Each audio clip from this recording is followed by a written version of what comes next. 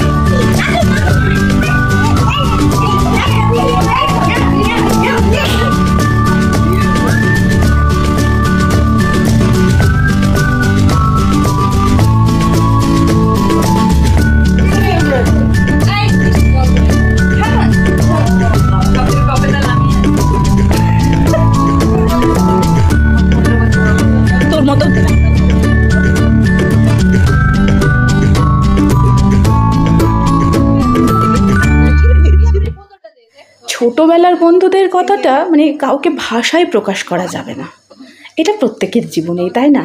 তবে আমি নিজেকে অনেক লাকি মনে করি যে আমার সাথে এখনও ছোটোবেলার বন্ধুদের যোগাযোগটা খুব ভালো।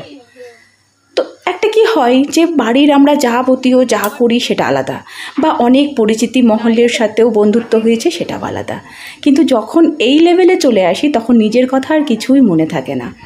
তো সেই একদম ছোটোবেলাটা আবার ফিরে গেলাম আজকে, অনেক দিন বাদে খুব মজা করলাম।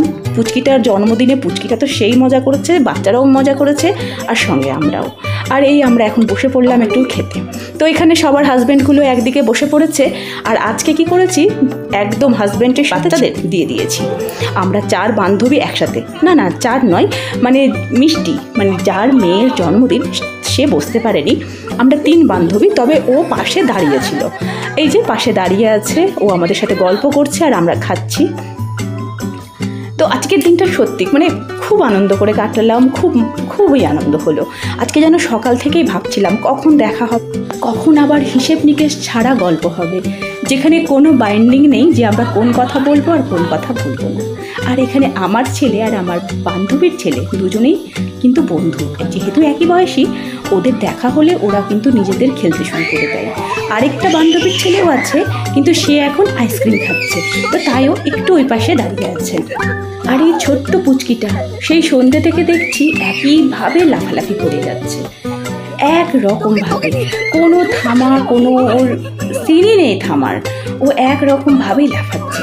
আর আমার ছেলে আর এই যে আমার বান্ধবীর ছেলে, ওরা এসে আবার এদিকে হ্যান্ড ক্রিকেট শুরু করে দিয়েছে। সেই হ্যান্ড ক্রিকেট যেটা খেলতে খেলতে আমার ছেলেদের তো দেখেছেন টোটোতেও যাওয়ার সময় খেলে, আর এখানেও দেখছি ওরা দুজন এক পাশে দাঁড়িয়ে খেলতে শুরু করে দিয়েছে। এই যে দেখুন, আবার কাউন্ট করছে কিভাবে, একবার 1 চন্দ্র থেকে শুরু হচ্ছে, কিন্তু সেটা 12র পর গিয়ে আর 12-13 থাকছে না, সেটা হয়ে যাচ্ছে 12, 14, 16। তো এটা তো শুনে আমাদের অভ্যেস আছে। আর কি বলবো, আজকে বাড়ি যেতে একদম ইচ্ছে করছে না। চলো চলো নামো, তাড়াতাড়ি নামো, এই হলো, নামো, অনেক রাত হয়ে গেছে, নামো, সবাই ঘুমিয়ে গেছে। এটা কি হলো, সবাইকে ঘুম থেকে উঠিয়ে দিলে তো। চলো চলো, এনজয় করলে? কেমন এনজয় করলে?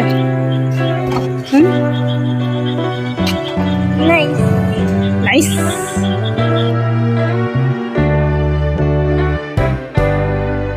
একদম বাজে ঘড়িতে এখন 11:30, আর এলাম এখন মানে ওই বান্ধবীর বাড়ি থেকে। খুব এনজয় করলাম, মানে অনেকদিন বাদে। আর একদম না আমার ছোটবেলার বান্ধবী, আমাদের বাড়ি একদম পাশাপাশি ছিল। তো পুরো ভিডিওটা আপনাদের সাথে মানে শেয়ার করলাম। আর কি হয় মানে এটা বলে বোঝানোর মতো না। ছোটবেলার বান্ধবী, ছোটবেলার বন্ধুদের সাথে দেখা হলে কেমন হয় বলুন? সবারই একটা মানে এটার সাথে একটা আবেগ আলাদা থাকে। এমনিতেই বন্ধু জিনিসটাই তো আলাদা, তাই না? তো আজকের এই বার্থডে পার্টির ছোট্ট ভিডিওটি আপনাদের যদি একটু কোথাও ভালো লেগে থাকে তাহলে অবশ্যই লাইক, কমেন্ট, শেয়ার করে একটু পাশে থাকুন।